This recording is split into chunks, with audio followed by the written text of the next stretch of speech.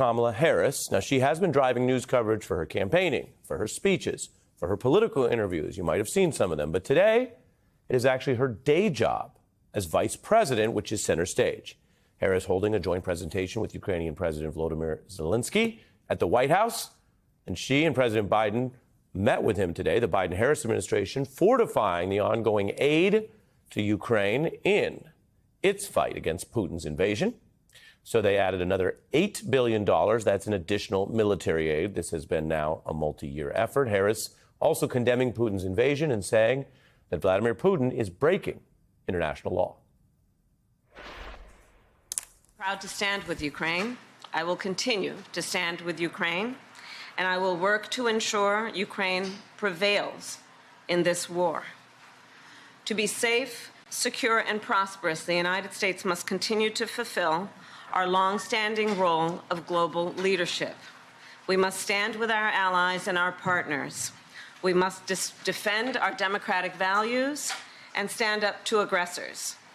And we must stand for international order. Madam Vice President, thanks for the invitation. Happy to see you. This is our, you said, seventh meeting? Seventh. Yes, and not last.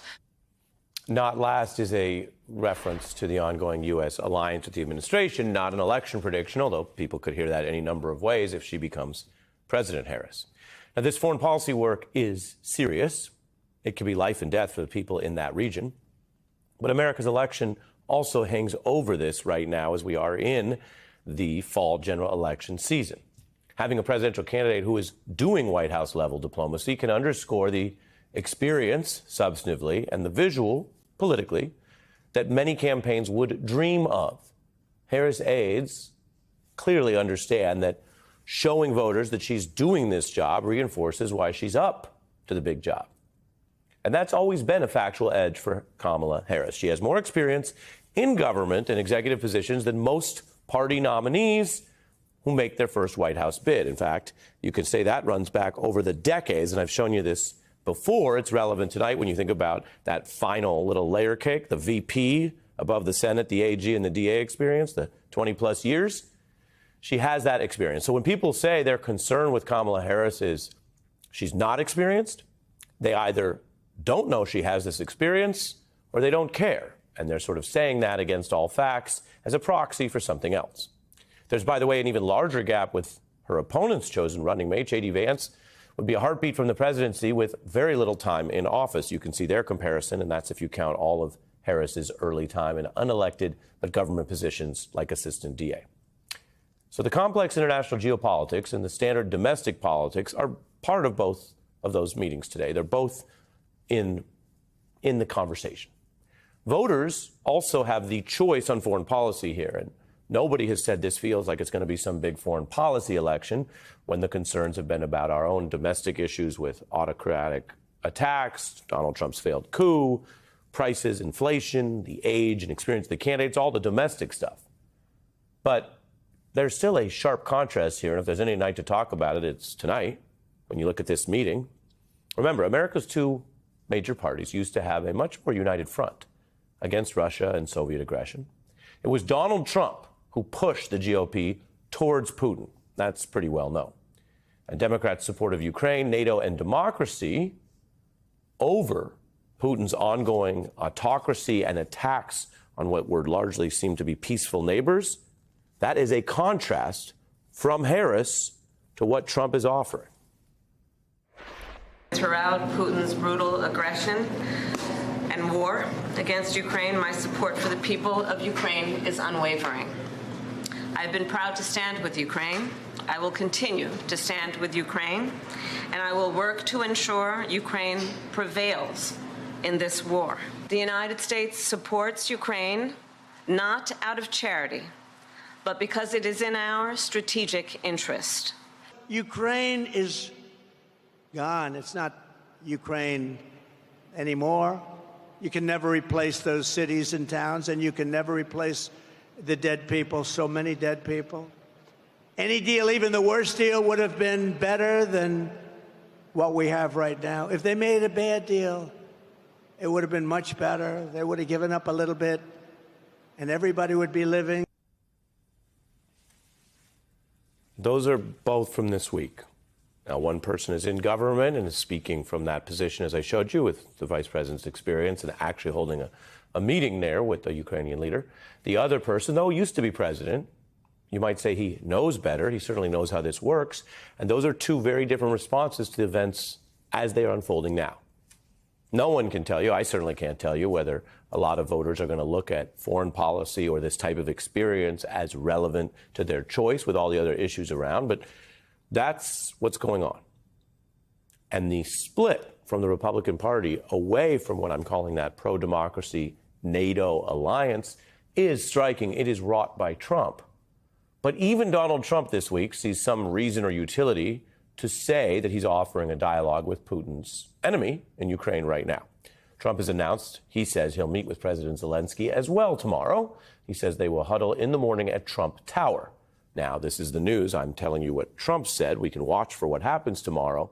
But either way, it is a reinforcement of how the guy who asked for Russian help in 2016 invited Putin to help go after his opponent, Hillary Clinton, steal her emails, a guy who's been an apologist for Putin time and time again. Even he right now wants you to know that he says he's open to this dialogue with Zelenskyy. Take that for what you will. As for experience in filling the shoes of commander-in-chief, it is always a big deal whether someone who's never held the job before is seen as up to it, even someone as experienced as Vice President Harris. And so these things that we're hearing from people in and around the national security community, including a lot of endorsements and backing for her matter right now. And today, there's a big one, a name you might recall from the pantheon of prominent and sometimes controversial generals. This is from retired Army General Stanley McChrystal, who writes, "Character is the ultimate measure of leadership for those who seek the highest office. Character will dictate whether we stand by our NATO allies and against Putin's continued aggression." And he is announcing this endorsement, as you can see in the New York Times, saying, "I've cast my ballot for character and voted for Vice President Harris." The past tense tells you he's cast his early vote ballot. And we've been reporting on that as well. The election starts earlier. We're talking past tense voting in September. So all of this is about those things, what McChrystal calls character, what other people refer to as experience, and the general vision, the differing visions you have about foreign policy. How would you protect the homeland? How would you wage foreign policy? How will you deal with these ongoing crises, which you have there with the land war in Europe and the unrest in the Middle East? And at the debate, we heard Harris, knowing this might be the only debate. Remember, in different years, we've had a foreign policy-focused debate, but she knew this might be the only one they got. And she took time during that big appearance, with more people watching that than anything else in politics this year, to go directly at Trump's foreign policy. I have traveled the world as Vice President of the United States, and world leaders are laughing at Donald Trump. I have talked with military leaders, some of whom worked with you, and they say you're a disgrace. I'll get the war with Ukraine and Russia ended. If I'm president-elect, I'll get it done before even becoming president. If Donald Trump were president, Putin would be sitting in Kyiv right now. I want to ask you a very simple question tonight. Do you want Ukraine to win this war? I want the war to stop. I know Putin very well. A dictator who would eat you for lunch. Viktor Orban, one of the most respected men. They call him a strong man. You adore strong men instead of caring about democracy. I agreed with President Biden's decision to pull out of Afghanistan. 4 presidents said they would, and Joe Biden did. That's the policy debate. The fact that former President Trump can't say he wants Ukraine to win the war so that the people there might live.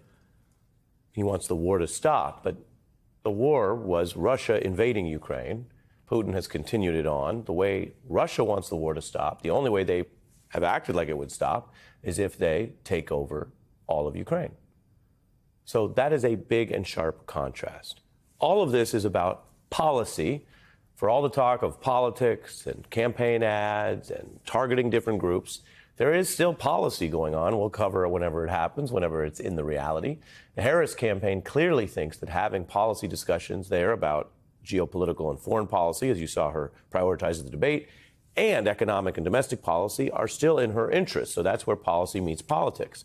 She gave that big economic address yesterday. She spoke in that MSNBC exclusive interview focused on economics. And we heard from CNBC's Andrew Ross Sorkin who was helping us make sense of Harris's economic plans in that big address. And he also told us about the concern among Wall Street executives that Donald Trump could bring even more chaos to America. Talking about pricing, on Wall Street they call it beta, which is what's the spread, meaning what's the good and the bad. And I think what's happened is I thought the spread was delta. See, I learned something delta every too. day. Okay, we go delta. We can use delta in this context, but no, it would actually work in this context. I think some people look at Harris and they say the beta or the delta is not a lot. You actually do know what you're getting with her. It seems for the most part. Yeah, I understood. Yep. And with him, it's massive.